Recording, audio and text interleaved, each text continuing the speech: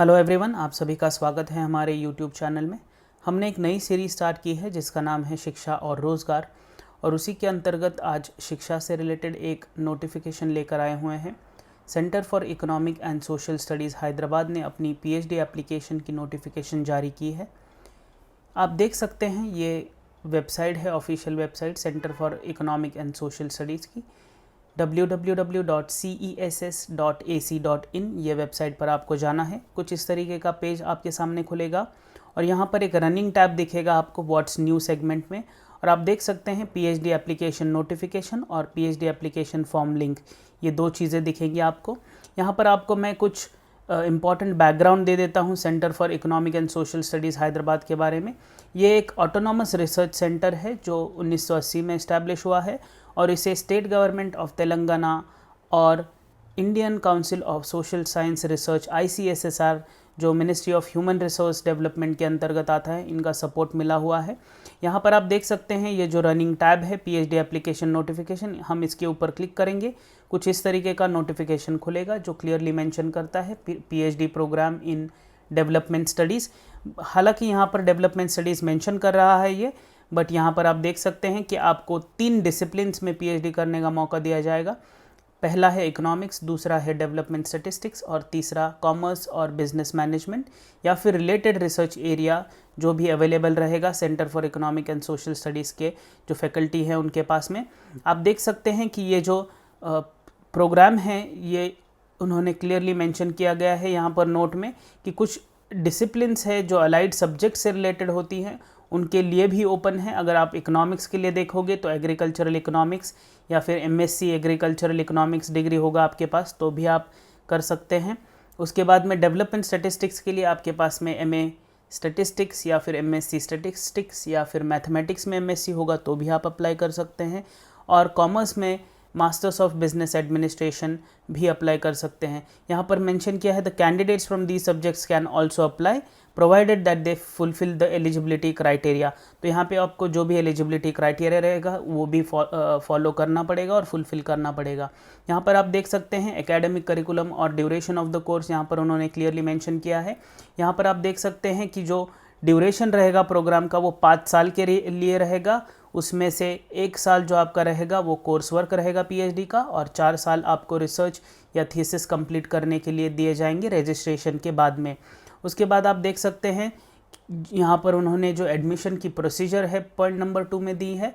यहाँ पर centre for economic and social studies जो क्लियरली UGC रेगुलेशंस फॉलो करेगा। आपकी जो एलिजिबिलिटी रहेगी कैंडिडेट्स की पीएचडी प्रोग्राम के लिए, आपको मिनिमम पोस्ट ग्रेजुएट डिग्री होनी चाहिए आपके पास, और 55% मार्क्स या इक्विवेलेंट ग्रेड पॉइंट्स होने चाहिए।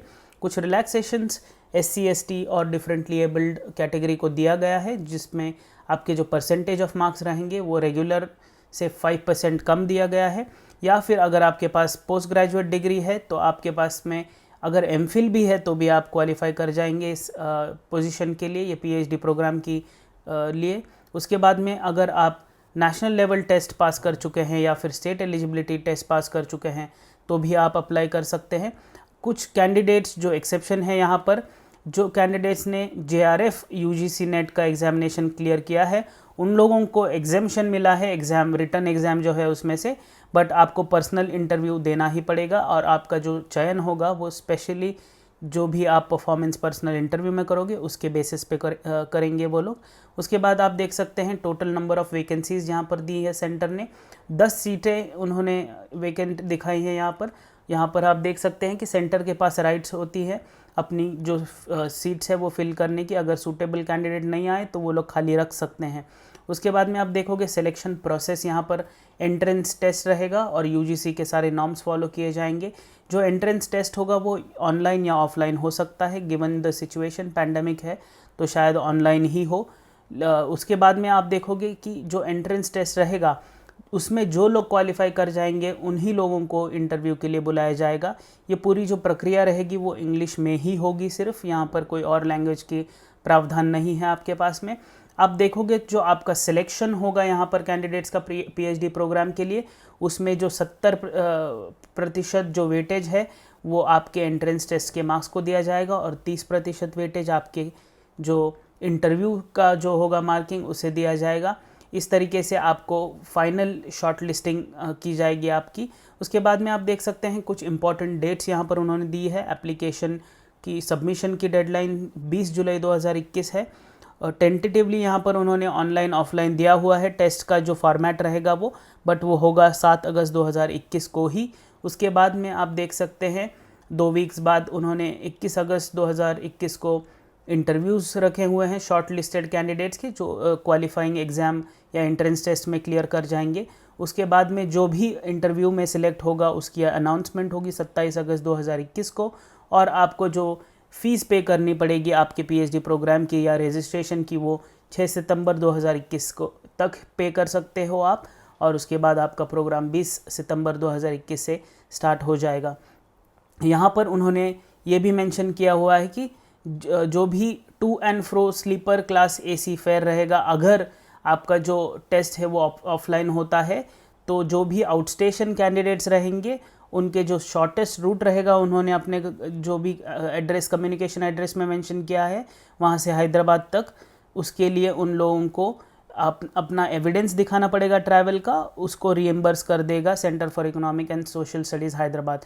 तो उसकी चिंता करने की आपको ज़रूरत नहीं है। फिर उसके बाद में यहाँ पर उन्होंने अपनी फ़ीस स्ट्रक्चर दी हुई है। जो एडमिशन फ़ीस रहेगा वो 5,000 वन टाइम देना पड़ेगा। ट्यूशन फ़ीस है जो आपको 25,000 पर एनम देनी पड़ेगी, 5 साल का कोर्स रहेगा। उसके बाद कोर्स वर्क के लिए जो एग्जामिनेशन देते हैं आप, उसमें पर पेपर के लिए 500 रुपये आपको देने पड़ेंगे। रजिस्ट्रेशन जो है वहाँ पर करने के लिए आपको वन टाइम 5,000 रुपीज़ देने पड़ेंगे। री रजिस्ट्रेशन अगर आपको करने की ज़रूरत पड़ी तो उसके लिए वन टाइम 5,000 देने पड़ेंगे। और जो थीसिस से रिलेटेड जो भी होगा वो 10,000 रुपये आपको देने पड़ेंगे। फाइनेंशियल असिस्टेंस और फेलोशिप यहाँ पर centre for economic and social studies encourage करता है अपने स्कॉलर्स को ICSSR की फ़ेलोशिप्स के लिए, UGC की फ़ेलोशिप्स के लिए और राजीव गांधी नेशनल फ़ेलोशिप के लिए। यहाँ पर कुछ जो कैटेगरीज से बिलोंग करते हैं स्टूडेंट, SC ST जैसे हो गया, उनकी अगर एनुअल इनकम एक थ्रेशोल्ड से कम होगी, एक लिमिट से कम होगी, तो वो लोग फ़ी कंसेशन अवेल कर सकते हैं।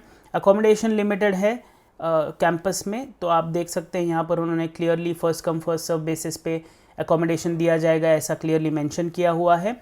उसके बाद में आप देख सकते हैं कोर्स वर्क और प्री PhD टेस्ट के बारे में कुछ बातें की हैं यहाँ पर, जो आप इंडिविजुअली चेक कर सकते हैं।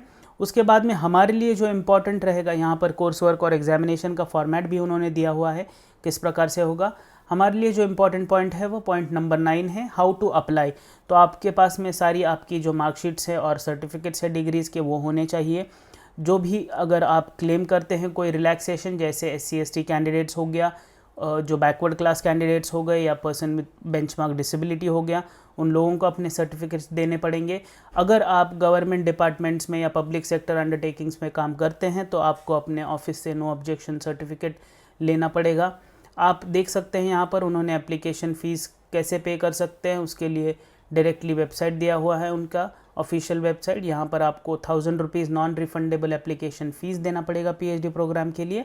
और आप इनकी जो एप्लीकेशन फॉर्म है उसे डायरेक्टली उनकी वेबसाइट जो है ऑफिशियल वेबसाइट www.cess.ac.in यहाँ से एक्सेस कर सकते हैं। उन्होंने एक लिंक प्रोवाइड की हुई है, वहाँ पर आप देख सकते हैं कैपिटल बोल्ड लेटर्स में यहाँ पर लिखा हुआ है जो लास्ट डेट ऑफ एप्लीकेशन है वो 20 जुलाई 2021 है।